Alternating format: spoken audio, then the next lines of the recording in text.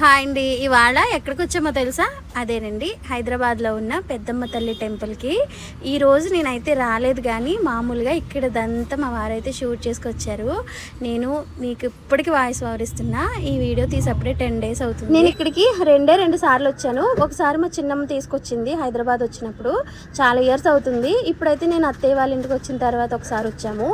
ఈసారి ఎందుకు రాలేదన్నది కూడా రీజన్ అయితే చెప్తాను. ఇక్కడికి వెళ్ళక ఒక 1 month ముందు నుంచి, అంటే బోనాలు టైంలో ఇక్కడికి వచ్చి కోడిని మొక్కి ఇవ్వాలని చెప్పి ఎప్పటి నుంచో అనుకుంటున్నారు. అయితే అది అలా అలా అలా అలా అలా ఆటంకాలు వచ్చి ఆగిపోయింది.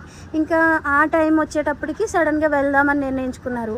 మరి మేము షాప్ కదా, పాలవి ఆర్డర్ ఇచ్చేసారనమాట. పాలది వద్దు, ఇంక ఈ పూటకి అమ్మకూడదు అనుకుంటే కనుక ముందు రోజే చెప్పాలన్నమాట, మధ్యాహ్నం లోపు.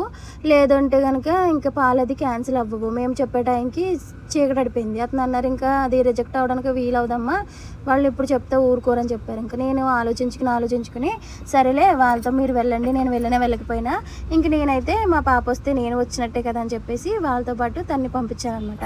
లేదంటే నేను కూడా ఆ రోజు వెళ్ళేదాన్ని. ఆ రోజు అందరితో కలిసి వెళ్ళేదని మా అత్తయ్య గారికి కొంచెం కోపం అయితే వచ్చింది. కారణం అయితే చెప్పేశానండి, ఇంకెంతకు మించి రీజన్ అయితే ఏమి లేదు. నిజంగా వెళ్ళలేదు కాబట్టి సరిపోయింది. దేవుడికి తెలియదా చెప్పండి, మంచేదో చెడేదో. లేదంటే 30-40 లీటర్ల పాలు వేస్ట్ అయిపోయాయి. ఖచ్చితంగా అందులో 10 లీటర్లన్నా వేస్ట్ అయిపోయావి. ఎందుకంటే ఇప్పుడు పాల ప్యాకెట్ వచ్చి 2 days కంపల్సరీగా ఉంటుంది డేటు. అయితే కొంతమంది ఒక్క రోజు ఉన్నది తీసుకుంటారు, కొంతమంది 2 days ఉన్నది ఖచ్చితంగా తీసుకుంటారు, లేదంటే వెళ్ళిపోతారు. అలా పాడైపోతాయి కదండి. అందుకే ఏదైతే అది అయ్యింది, దేవుడికి తెలీదా ఏంటి అని చెప్పి నేను ఉన్న చోటనే నేను ఇప్పుడు రాలేకపోతున్నానమ్మా, నేను ఎందుకు రాలేకపోతున్నాను కూడా నీకు తెలియకుండా ఏమీ ఉండదు కదా, నెక్స్ట్ టైం ఖచ్చితంగా వస్తానని మనసులో దండం అయితే పెట్టుకున్నాను అనమాట. అయినా సరే మా అత్తయ్య గారికి నమ్మకం లేదు, నేను చెప్పేది ఇప్పటికీ అబద్ధమని అనుకుంటారు. కానీ వీడియో చూసిన తర్వాత అయినా అది నిజమనే అనుకోవాలి. కావాలని రాపోవడానికి దేవుడి మీద కోపం ఉంటుందో చెప్పండి? మనం ఎంత సంపాదించి, ఎంత కూడబెట్టి, ఎంత దాచుకున్నా దేవుడు అంటూ లేనిది ఏది జరగదండి. మనం చేసే తప్పప్పుల్లోనే కర్మ సిద్ధాంతాలు ఉంటాయి, కానీ ప్రత్యేకించి దేవుడు మనకి శిక్ష అయితే విధించడండి.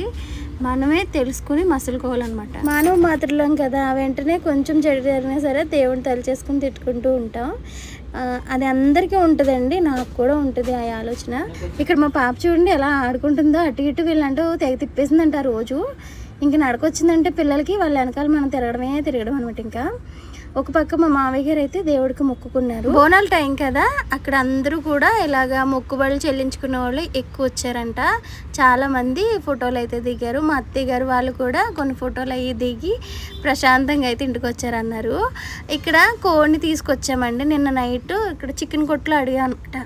ఆ రోజు రేపొద్దున కొంచెం అమ్మవారికి వేసుకుంటామండి, కొంచెం తీసుకొచ్చిన తర్వాత క్లీనింగ్ చేసి ఇవ్వండి అంటే ఎక్స్ట్రా పేమెంట్ కూడా తీసుకున్నారు. అదేంటో మరుసటి రోజు వెళ్ళి ఇలాగ క్లీనింగ్ చేస్తానన్నారు కదా, తీసుకురమ్మంటారా అని అడిగితే లేదు మేము చెయ్యమన్నారు. చాలా బాధేసిందండి. అలా అంటే డబ్బులు తీసేసుకున్నారు కదా, డబ్బులు తీసుకోకపోతే తిరిగి ఇచ్చేయాలి. కనీసం అలా అసలు సమాధానమే చాలా ర్యాష్గా చెప్పారు. నాకు చాలా చిరాకు వచ్చింది. మరి అలాంటప్పుడు డబ్బులు ఎందుకు తీసుకున్నారని అడుగుదామంటే వాళ్ళేమో హిందీ, నాకేమో తెలుగు. నేనేమో ఇంక మాట్లాడలేకపోయాను. వాళ్ళు నిన్న డబ్బులు తీసుకుని అబద్ధం ఆడుతుందే కాకుండా ఇలా అంటున్నారని చెప్పి అనుకుంటే ఇంక ఇంటికి వచ్చేసాను. టైం చూస్తే 1:30 అయిపోయింది. ఇంకా మా మామయ్య గారే సరేలే నేనే చేస్తాను క్లీనింగ్ అని అప్పటికప్పుడు చేశారనమాట. అది క్లీనింగ్ అయ్యి నేను వంట చేసి కంప్లీట్ చేసేటప్పటికి దగ్గర 3:15 అనుకుంటూ అయ్యింది. ఉదయం నైవేద్యం పెట్టుకుని అత్తయ్య గారు వాళ్ళు షాప్కి అయితే వెళ్ళిపోయారు. లేదంటే ఎప్పుడో అయిపోను అనమాట ఇదంతాని. వాళ్ళు చేస్తాను అన్న ఒక్క మాట మీద అంతసేపు ఆగవలసి వచ్చింది. తీరా వెళ్ళాకేమో వాళ్ళు అలా అన్నారు. సరేలేండి, ఇంక నేను ఈ కర్రీ అయితే ఎలా చేశానో మీకు చెప్పాలి కదా. మావయ్య గారు పక్కన క్లీనింగ్ చేస్తే ప్రాసెస్ పెట్టుకుంటే నేను ఇంకో పక్కన ఉల్లిపాయలు కోసి మసాలా అయ్యి దంచేసుకున్నాను అనమాట. మసాలాలోకి నేను జస్ట్ అల్లం వెల్లుల్లి పేస్ట్, ధనియాల పొడి మాత్రమే తీసుకున్నానండి. లాస్ట్లో వేయడానికి కొంచెం చికెన్ మసాలా అది షాప్లోంచి తీసుకొచ్చి. ఈ వారం కోడిని మేము మచ్చిపూర్లో ఉండగా 2 సార్లు అనుకుంటా పొయ్యి మీద వండాను. చాలా బాగా వచ్చింది. కానీ అప్పటి నుంచి ఇప్పటికి మళ్ళీ మర్చిపోయానంటావా అనిపించి ఒకసారి యూట్యూబ్లో చూద్దాంలే అని యూట్యూబ్లో చూశాను. చాలా ఐటమ్స్ చూపిస్తున్నారు, అది నువ్వులని, కొబ్బరి పొడి ఇవన్నీ. ఇప్పుడు అవన్నీ నేనైతే తీసుకురాలేదు. నేను డైలీ ఎప్పుడు వండేదానికిలాగే ఉన్నాయి. సరే మన వేలోనే ట్రై చేద్దామని నా వేలోనే ట్రై చేశాను. చాలా అంటే చాలా బాగా కుదిరిందండి. అదేంటో కానీ దేవుడి ప్రసాదం అనగానే చాలా అంటే చాలా బాగా కుదురుతుంది కదా. ముందైతే నేను ఒక 4-5 ఉల్లిపాయలు కట్ చేసి పెట్టుకున్నానండి. జనం ఎక్కువ ఉంటారు కదా, ఉల్లిపాయలు ఎక్కువ వేసుకున్నాను. ఈ కర్రీకి ఉల్లిపాయలు తగ్గించి వేసుకోవాలంటారు కానీ జనాన్ని బట్టి వేసుకోవాలి, తప్పదు. అయితే నేను ఉల్లిపాయలు మగ్గిపోయిన తర్వాత గుడ్లు అవి సపరేట్ చేసుకున్నాను, ఉడికేటప్పుడు వేసుకోవాలి.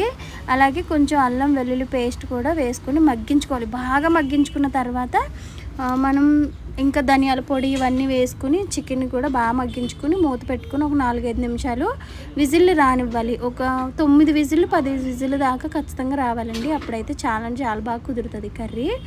టేస్ట్ అయితే అదిరిపోయింది అనమాట. నేను ఇది సెకండ్ టైం అనుకుంటా కుక్కర్లో చేయడం. మసాలాలు అవి నేను రోట్లో దంచాను కదా, మిక్సీ పట్టకుండా. మాది మిక్సీ పోయిందని చెప్పాను, లేదంటే నాకున్న టైంకి మిక్సీలోనే ఆడేసేదాన్ని అనమాట.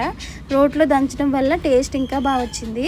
టైం అయిపోతుంది, లేట్ అయిపోతుంది అని ఎంత కంగారు పడి వండినా పాప మా మావయ్య గారికి ఆకలేసేసి ఉదయం నైవేద్యంగా శరణం చేస్తే ఇంకా శరణం తినేసి పడుకున్నారనమాట. నైట్ డ్యూటీ కదా. మావయ్య గారు ఇంకా డ్యూటీకి వెళ్ళే ముందే లేచి అప్పుడైతే తినేసి వెళ్ళారంట. ఇంకా సాయంత్రం కూడా ఉంటుంది కదా కర్రీ. మా అత్తయ్య గారు కొంచెం పప్పు అయితే నానబెట్టి గారెలది వేశారు. ఇంకా వీడియోని ఇంక షూట్ చేయలేదండి, బాగా ల్యాగ్ అయిపోతుంది అనేసి. ఈ వీడియో నచ్చిందా? నచ్చితే ఏమన్నా ఛానల్ని లైక్ చేసి షేర్ చేసి సబ్స్క్రైబ్ చేసుకోండి. ఆ పెద్దమ్మ తల్లి ఆశీస్సులు మీ అందరి మీద ఉండాలని మనస్ఫూర్తిగా కోరుకుంటున్నాను. చిన్ని గారెలు వేసుకుని ఆ నైట్ కూడా డిన్నర్ అయితే చేసామన్నమాట. మీ ఇంట్లో బోనాల సంబరాలు ఎలా జరిగాయి? కమెంట్ చేయండి. Bye bye.